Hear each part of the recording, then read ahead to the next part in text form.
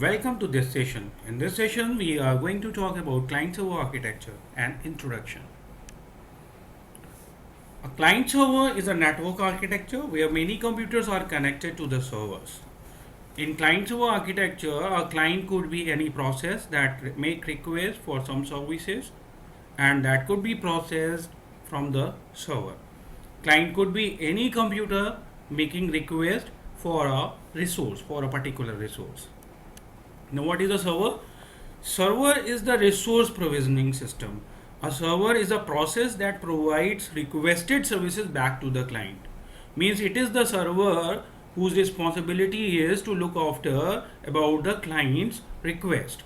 There are following type of servers: mainframe servers, file servers, web servers, and application server, and finally the database servers. They are used for different purposes. Later on we will discuss in detail.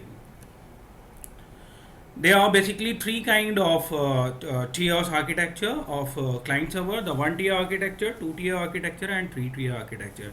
As you may found in the figure, the one tier architecture encapsulate all these things at single place, that is client computer, file servers, processing tasks, everything at one place. The two tier architecture separates the client tier with database tiers.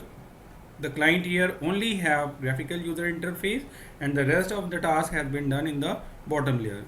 The three-tier architecture, the client tier and the database tier has been divided by the intrusion of business logic tier. It is intelligent layer whose job is to pass on the request from the upper layer to the bottom layer and vice versa. The one tier architecture. It keeps all of the elements of an application at one place, which includes the interface, middleware, and backend at one place. There are certain advantages and disadvantages too. The advantages are as follows: easiest to implement, simple in design, most direct.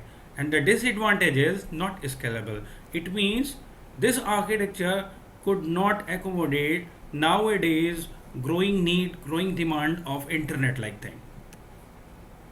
Thank you.